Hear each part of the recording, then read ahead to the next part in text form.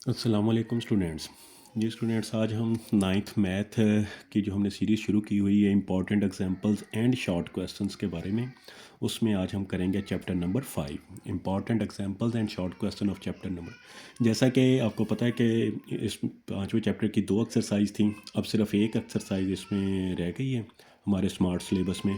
तो इसमें जो इम्पॉर्टेंट एग्जांपल्स आ सकती हैं और शॉर्ट वगैरह के लिहाज से, तो इसमें एक एग्जांपल नंबर 1 है, उसका पार्ट नंबर 2 जो है कि सॉल्व द इक्वेशन, इस इक्वेशन को सॉल्व करना है और इसको फिर हमने लाइन पर रिप्रेजेंट भी करना है। तो ये एक इम्पॉर्टेंट है इसमें। तो कैसे हल करेंगे कि इसका एलसीएम लेंगे। अब दोनों डिफरेंट वैल्यूज़ हैं, डिवाइड नहीं होती, तो दोनों को आपस में मल्टीप्लाई कर देंगे 5 to 10। और एलसीएम का आसान तरीका है कि जब दो मुख्तलिफ वैल्यूज़ एक दूसरे पर डिवाइड ना हो रही तो इनको क्रॉस मल्टीप्लाई किया जाता है। 2 को इधर मल्टीप्लाई कर देना है और 5 को इधर मल्टीप्लाई कर देना है। 2 को x-2 से मल्टीप्लाई, 2 × x-2 आ जाएगा माइनस, और 5 को इधर मल्टीप्लाई, 5 × x-4 आ जाएगा और इज़ इक्वल टू 2। 2 को अंदर मल्टीप्लाई करेंगे तो ये आ जाएगा 2x-4, -5 को अंदर मल्टीप्लाई करेंगे -5x, और माइनस माइनस प्लस 5 4 20 ओवर आ जाएगा 10 और इज़ इक्वल टू 2। तो 2x में से 5x माइनस कर दें तो ये आ जाएगा -3x, और 20 में से 4 माइनस करेंगे तो ये आ जाएगा 16।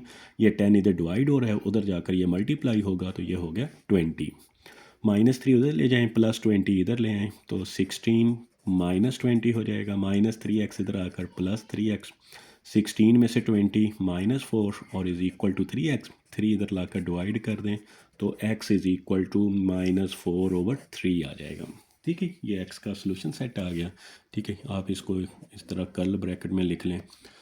अब इसको हमने रिप्रेजेंट करना है नंबर लाइन पर। तो नंबर लाइन का हमने जैसे क्वेश्चन भी किए हुए हैं कि यहाँ पे 0 है, इस तरफ जो वैल्यूज़ हैं +1 है, +2 है, +3 है, up to so on plus infinity तक। इधर आ जाएंगी -1, -2, -3 और up to so on minus infinity. -4/3 को अब रिप्रेजेंट किस तरह करेंगे कि 4 को 3 पे डिवाइड कर लें तो ये आ जाएगा 1.3 -1.3। तो इसका मतलब है कि -1 कंप्लीट और आगे से 0.3 हमने आगे जाना है। फॉर एग्जांपल यहाँ तक कर लें तो यहाँ पर लगा दें कि x इज़ इक्वल टू -4/3 जो है इस पॉइंट पर आ जाएगा। ठीक है, ये हमने इसको नंबर लाइन पे भी ज़ाहिर कर दिया। इसी तरह एक एग्जांपल है 2। एग्जांपल नंबर 2 में इनइक्वालिटी है।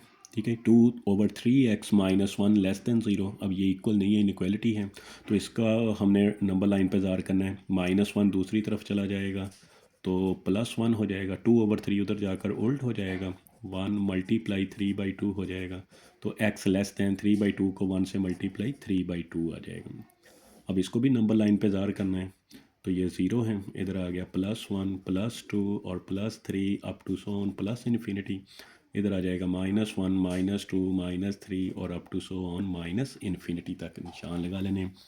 अब देखें कि ये आ रहा है x लेस दैन 3/2। 3/2 को अगर मैं सॉल्व करता हूँ तो ये 1.5 आएगा, यानी 1 कंप्लीट प्लस का, ये प्लस का 1 कंप्लीट और आगे इसका हाफ जाना है। तो यहाँ से हम स्टार्ट लेंगे और इधर से, अब क्योंकि ये इनइक्वालिटी है तो हमने ये शो करना है कि x की वैल्यू किधर जा रही है। x लेस देन आ रहा है, लेस देन आ रहा हो तो हमने नेगेटिव की तरफ जाना होता है। ठीक है, तो हम नेगेटिव की तरफ इस तरह एरो लगाएंगे, ये आ जाएगा x लेस देन 3/2। क्योंकि इनइक्वालिटी है, x की वैल्यूज़ प्रोसीड करेंगी, या तो x की वैल्यूज़ नेगेटिव इन्फिनिटी की तरफ जा रही होंगी या फिर x की वैल्यूज़ जो है वो पॉजिटिव इन्फिनिटी की तरफ जा रही होंगी। तो जब भी x लेस देन हो तो आपने किस तरफ को जाना है, लेफ्ट साइड की तरफ। ठीक है, नेगेटिव की तरफ। अगर यहाँ पर होता है x ग्रेटर दैन 3/2 तो 3/2 से आपने एरो लगाना था पॉजिटिव इन्फिनिटी, पॉजिटिव की तरफ, यानी राइट हैंड साइड की तरफ जाना था। इसी तरह एग्जाम्पल नंबर 4 है, इनके ग्राफ ड्रा करने हैं। अब क्योंकि ये सिंगल वेरिएबल में है तो इसलिए थोड़ी इंपॉर्टेंट हो सकती हैं। यहाँ से कहता है कि इनका इनइक्वालिटीज़ का ग्राफ ड्रा करें। तो हम क्या करेंगे कि 2 इधर मल्टीप्लाई उधर जाकर डिवाइड हो जाएगी। सबसे पहले तो इसकी एक कनेक्टेड इक्वेशन या एसोसिएटेड इक्वेशन लिखें। इनइक्वालिटी का साइन ख़त्म करके आपने इक्वल लगा देना है, तो 2 उधर जाकर डिवाइड हो जाएगा तो x इज़ इक्वल टू -3/2 आ जाएगा। ठीक है, ये x की वैल्यू आ गई। अब सिर्फ x है, तो जब सिर्फ x हो तो आपने कंसीडर करना है कि y की वैल्यू जो है वो 0 है।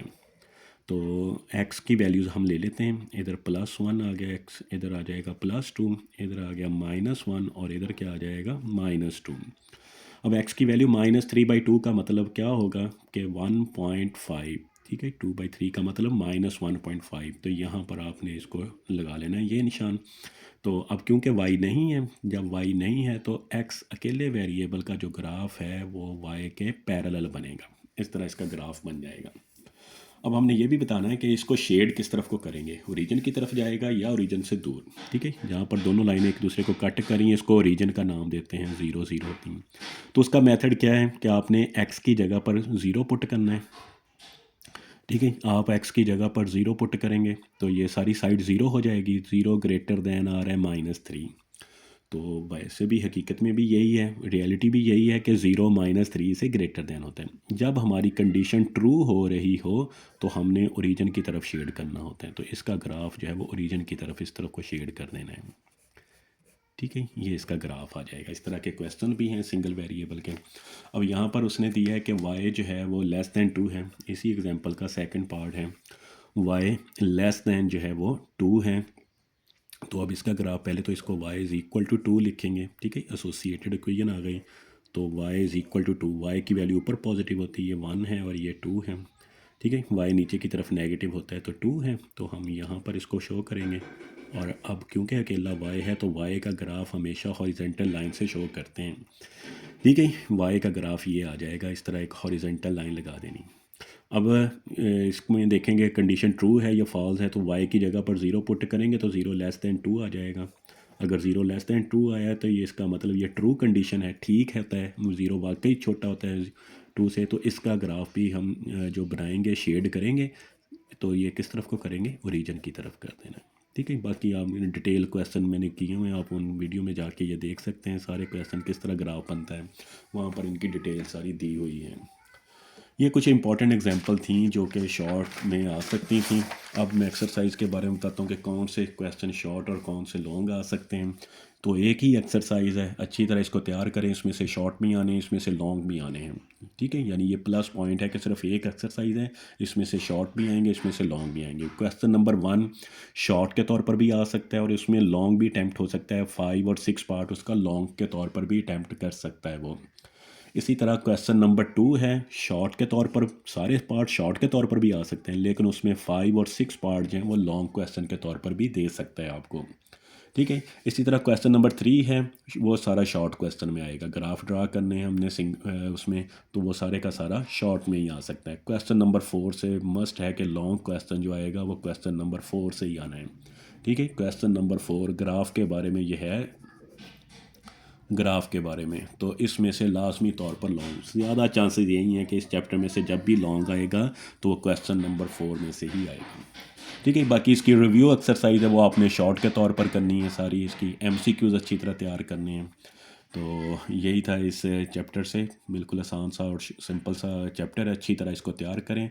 इसके जो मार्क्स हैं वो आपके प्लस मार्क्स हैं, यानी बिल्कुल इजी से मार्क्स हैं। यहाँ पर आप इसको एक लॉन्ग और बाकी शॉर्ट भी अटैम्प्ट कर सकते हैं इसके, और बड़ी आसानी से इसमें से अच्छे मार्क्स ले सकते हैं। Thank you ji.